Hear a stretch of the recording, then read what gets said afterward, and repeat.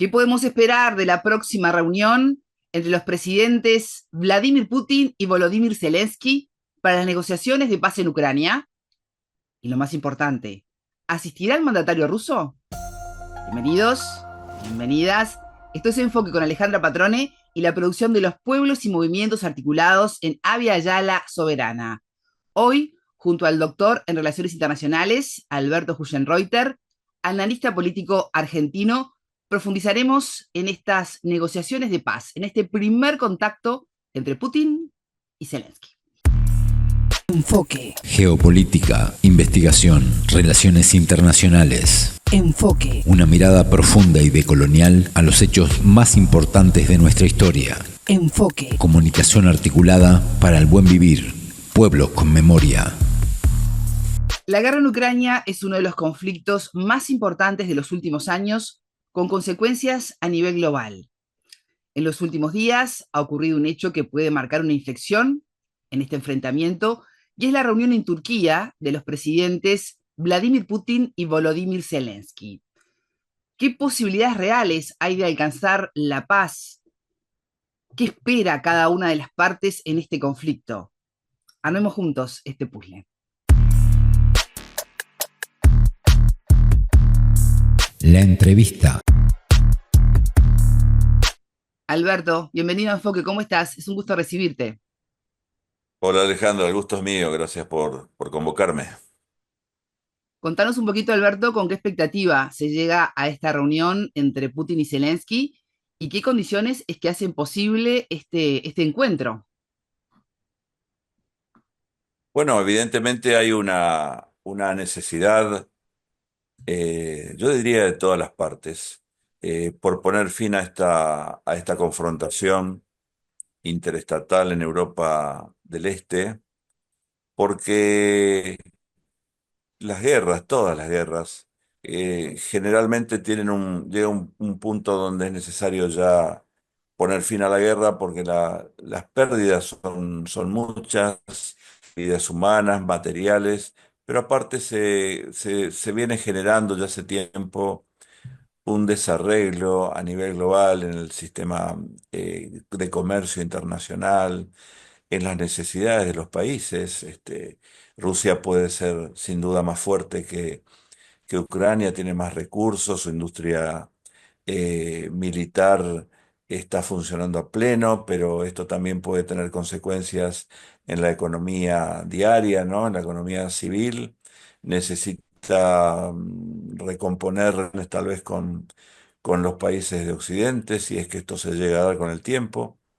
Necesita también que este es uno de los objetivos, creo yo, de Rusia aquí, es que le reduzcan las distintas capas de sanciones. Recientemente, ayer o antes de ayer, el Reino Unido se disponía a aprobar una nueva ola de sanciones, de manera que ya es un momento de poner fin a esto. Ahora, pues en este sentido digo que todos quieren. Ahora, me parece que es difícil, va a ser muy difícil la negociación, Alejandra, porque ¿Sí?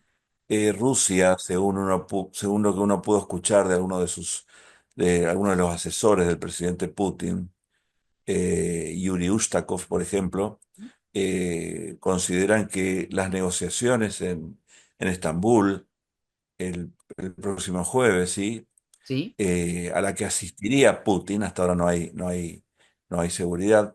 El presidente ucraniano dijo que quiere que un diálogo cara a cara, veremos esto. Pero bueno, va a ser muy difícil porque lo que uno escucha de los asesores del presidente de Rusia es que las negociaciones tendrían que aproximarse a lo que fue el formato de Estambul, ¿no? De hace 3 años. El formato de Estambul o el comunicado de Estambul, como se lo denominó entonces, que no es ningún tratado, simplemente fueron conversaciones en Estambul entre rusos y ucranianos cuando ya la guerra llevaba varios meses, 2 meses o 3.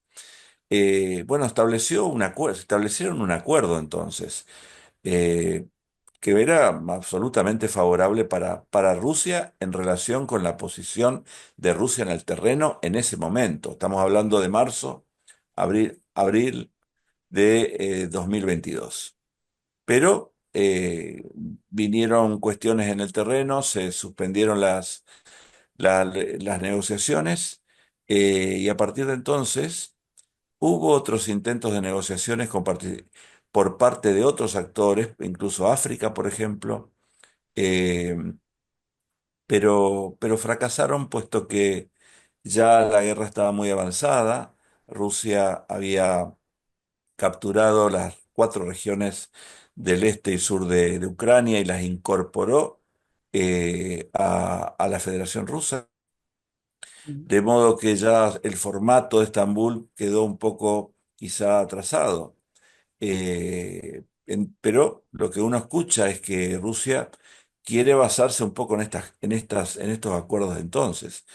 Y yo creo que los acuerdos de entonces pueden ser realistas hoy, porque para mí, Alejandra, es muy difícil, es realmente muy difícil que la negociación se base en un statu quo ante, ¿no es cierto?, de la guerra.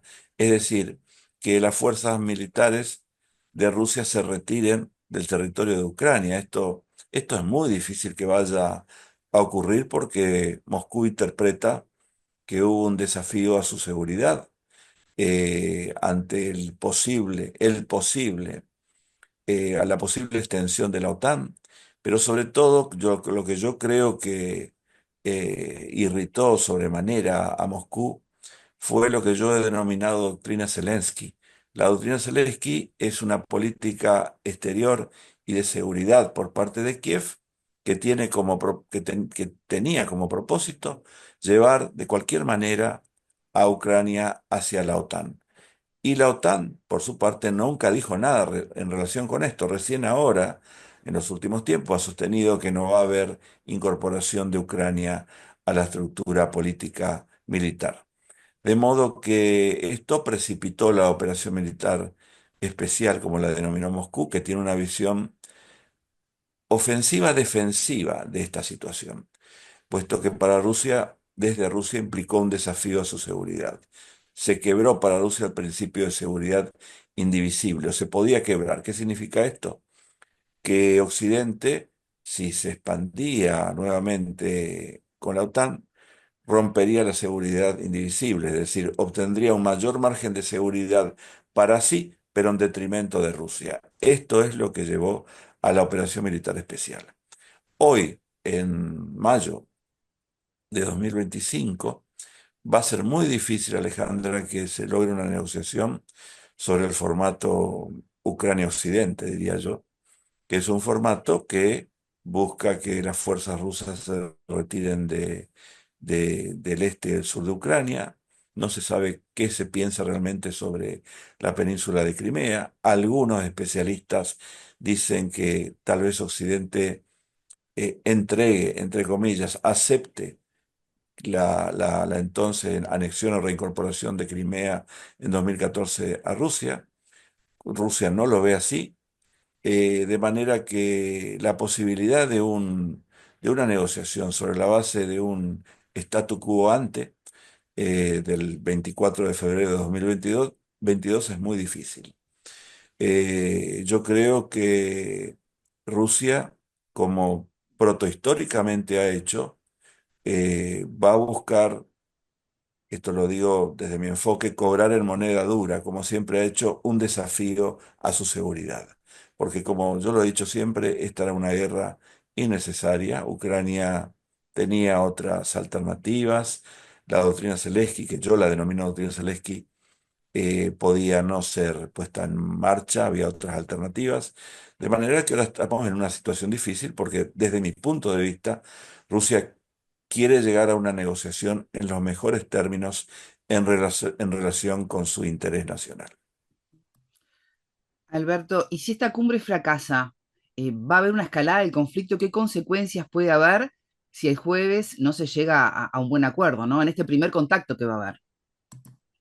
Bueno, es una situación riesgosa porque si estas si estas conversaciones fracasan y no establecen al menos un cese de fuego como desea Occidente, en este momento el grupo de Occidente, el grupo europeo y también Ucrania, bueno, la lectura que puede hacer Estados Unidos, que es el actor aquí importante, el primus inter pares en esta confrontación en relación con acercar a las dos partes, podría llevar a que Estados Unidos,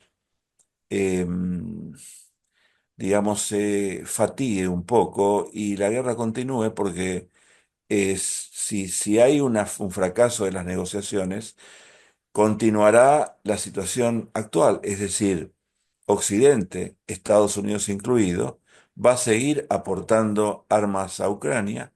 Ucrania va a seguir tratando de que Rusia no gane territorios al oeste del Donbass del Donbass, y esto va a prolongar la guerra, ¿no? De manera que esta otra condición. Rusia se opone a un cese del fuego porque el apoyo de Occidente a Ucrania persiste. Recientemente se han aprobado nuevos envíos de misiles a Ucrania, de manera que esto también es un factor. Pero claro, como todos desconfían de todos, un bazar de sospechas en este momento de la situación. Si Estados Unidos dejara de apoyar a Ucrania, lo que vendría es una mayor captación, un mayor avance por parte de Rusia prácticamente hasta el Dnieper, hasta la mitad de Ucrania, de manera que para Ucrania esto corre un riesgo enorme, ¿no? Yo creo que posiblemente haya algún tipo de, no digo de negociación, pero de principio de negociación, Alejandra, ¿sí? porque repito, las dos partes están sumamente cansadas de esta guerra y la guerra ha destruido todo el sistema de infraestructuras en Ucrania y también afecta a Rusia porque, repito, el complejo militar e industrial en Rusia está funcionando a pleno en función de contar con capacidades, pero esto también genera problemas para la economía civil, inflación, por ejemplo, que tampoco lo desea Rusia, que siempre repito, el gran desafío de Rusia es la modernización de su economía. Esta es la asignatura que espera Rusia con Putin o con otros líderes en el futuro, ¿no? Y no se puede modernizar el país si está en una situación de guerra con el consumo que implica esa situación, ¿no? Y en un escenario más favorable a estas conversaciones, ¿cuál sería el impacto en la seguridad de Europa? Un escenario más favorable, en primer lugar, debería implicar al menos, mm, no menos de 30 días de un cese de fuego donde se activen más las diplomacias en función de ese cese de fuego, ¿no? Para Europa la situación, Alejandra, ha ¿Sí? cambiado radicalmente, puesto que esta situación en Europa del Este, la guerra en Europa del Este le ha hecho saber, le ha hecho ver a Europa que no se puede ser solamente una potencia institucional. Los libros de defensa de Europa hasta 2014 presentaban un escenario casi sin conflictos interestatales en Europa. Lo que pasó en el 2014, lo que pasa a partir de 2022, le hizo ver a Europa que las guerras entre estados no dependen de que digamos no va a haber más guerras, ¿no? Yo siempre recuerdo al francés Gaston Botul, un Ujú. especialista en guerra, cuando decía que hace falta algo más de voluntad para las guerras, porque es como que los médicos dijeran, bueno, renunciamos a las enfermedades. Pueden decirlo, pero las enfermedades van a seguir, ¿no es cierto? Lo mismo pasa con la guerra, lo mismo pasa con la geopolítica, lo mismo pasa cuando se alteran los esquemas de seguridad, como en este caso indivisibles en Europa central, ¿no es cierto? El nuevo escenario para Europa, exista una negociación entre Ucrania y peor aún si no existe, es cambiar rotundamente su papel institucional, o sea, seguir con el desarrollo institucional, pero a ello sumarle el componente estratégico geopolítico, Es decir, que Europa se piense por sí misma en términos estratégicos geopolíticos y no dependa tanto del libreto estratégico de otro actor, me refiero a Estados Unidos. Ya están aumentando los presupuestos de defensa en Europa, porque Europa sabe que en lo que queda de las próximas décadas, en este siglo va a tener que convertirse en una potencia completa. Una potencia completa implica desarrollo institucional, pero también defensa, estrategia, geopolítica, pensamiento por sí misma, que es lo que no tiene Europa, ¿no? Y en esa línea que va desde el norte de Finlandia, hasta las costas de Turquía en el Mar Negro, yo creo que se ha formado una cortina de acumulación militar que va a ser muy difícil de desarmar, puesto que tanto Rusia como Europa, la OTAN, van a incrementar allí el grado de capacidades militares y esto va a implicar un nivel de inseguridad en equilibrio, diría yo, si es que se llega a una solución, pero no va a haber allí una vuelta, digamos, a las fronteras de antes, es decir, las fronteras van a quedar armadas. Ujú. Alberto, y más allá de los discursos, viendo las acciones en el día a día, ¿Estados Unidos y la Unión Europea están propiciando estas negociaciones o están poniendo un freno? ¿Cuál es la intención real de parte de estas potencias? Yo pienso que Occidente quiere llegar a una situación que no implique una ganancia para Rusia, Alejandra, porque no nos olvidemos que si eh, hay finalmente una negociación donde Rusia se queda con sus provincias, que ya las ha incorporado como nuevas regiones a la Federación Rusa, el derrotado, entre comillas, no solamente va a ser Ucrania, sino que principalmente va a ser Occidente. Yo diría que, salvando las diferencias, Rusia lograría cierto equilibrio en relación con lo que significó la victoria de Occidente en la Guerra Fría, salvando las diferencias. Cuidado porque esta es la visión que también está detrás de Occidente. Si la situación evoluciona hacia hacia un entorno parecido al del comunicado de Estambul, es decir, una Ucrania neutral, con una neutralidad reforzada, garantizada, con una disminución de sus efectivos militares, y con Rusia finalmente quedándose con las provincias que eran de Ucrania, esto va a ser muy difícil eh, digerir por parte de Occidente, porque estaríamos frente a una victoria de Rusia, ¿no? Y yo creo que a esto se va a resistir Occidente hasta último momento, por eso sigue apoyando a Ucrania con armas y también financieramente, ¿no? Ujú. Va a tratar de hacerle difícil a Rusia que Rusia intente salir de la situación en términos favorables geopolíticamente. Ujú. ¿Y cuáles son los obstáculos que impiden que se alcance una paz duradera en esa zona del mundo? Bueno, los obstáculos son estos precisamente, Alejandra, que Rusia finalmente se quede con las cuatro provincias, Ujú. que esto sea aceptado, ¿no? La ¿Sí? única manera de que esto sea aceptado es de iure, no puede ser de otra manera. Y esto sería un golpe para para la seguridad de Europa y también, repito, implicaría una derrota para Europa, ¿m? Y para Estados Unidos también, de manera que yo creo que van a tratar de impedir esto. Eh, este, Ucrania yo creo que va a tener que marchar hacia una neutralidad forzada. Lo podía haber hecho antes de esto y esta guerra no hubiera ocurrido. Finlandia ha sido neutral hasta hace poco porque hoy es miembro de la OTAN. Ha sido un país neutral por décadas y tuvo muy buenas relaciones con Rusia, incluso en la región entre Finlandia y la zona de San Petersburgo hay como un estado-región económicamente hablando, ¿no? De manera que eh, este sería el escenario, yo creo, más favorable sería que un cese de fuego e inicio de negociaciones, que van a ser largas, van a ser muy largas, pero lo importante es que no siga, que no sigan cayendo gente en Ucrania, ¿no? Porque no sabemos cuántos muertos hay entre ucranianos y rusos. Sí sabemos que la infraestructura de Ucrania está destruida, que sacar a Ucrania de esta situación de estado casi colapsado va a llevar muchísimo dinero.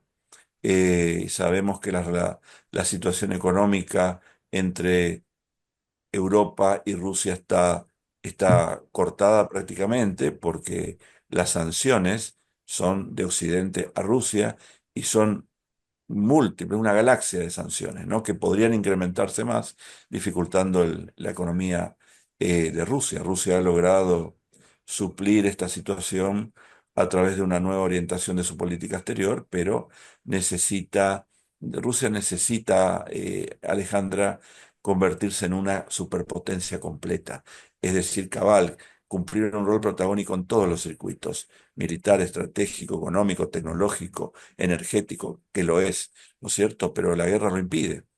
Pero va a ser muy difícil para mí, Alejandra, que Ucrania, muy difícil, va a ser imposible, diría yo, que Ucrania se quede con la geografía y también con la geopolítica. Esto significa que no marche hacia una neutralidad y tenga una garantía de la OTAN. Esto sería quedarse con la geografía. Y con la geopolítica sería que Rusia se retire de Ucrania. Las dos cosas son imposibles. Ucrania hizo una apuesta grande, un desafío grande, y yo creo que Rusia va a buscar ganancias de poder en relación a estos desafíos, a sus intereses. Alberto Guyenreuter, doctor en Relaciones Internacionales, analista político internacional argentino. Muchas gracias por estos minutos con Enfoque. Gracias a ti, Alejandra, y hasta pronto. A ustedes les decimos que para más contenido geopolítico pueden suscribirse a nuestro canal y darle me gusta al programa. Ya se viene la frase del día. Tengan todos ustedes una excelente jornada. Buena vida para todos. La frase del día. La posibilidad de una negociación sobre la base de un statu quo ante del 24 de febrero de 2022 es muy difícil. Yo creo que Rusia, como protohistóricamente ha hecho, va a buscar, esto lo digo desde mi enfoque, cobrar en moneda dura, como siempre ha hecho, un desafío a su seguridad. Porque como yo lo he dicho siempre, esta era una guerra innecesaria. Ucrania tenía otras alternativas. La doctrina Zelensky, que yo la denomino doctrina Zelensky, podía no ser puesta en marcha, había otras alternativas. De manera que ahora estamos en una situación difícil porque desde mi punto de vista, Rusia quiere llegar a una negociación en los mejores términos en relación con su interés nacional. Enfoque. Con Alejandra Patrone y la producción de los pueblos y comunidades articulados en Abya Yala Soberana para www.radiovictoriagt.com. Transmiten Radio Dignidad de Honduras, Codecá Guatemala, Abya Yala Soberana, Minca Comunicaciones de Argentina, Rondas Campesinas de Perú y Radio Victoria de Guatemala.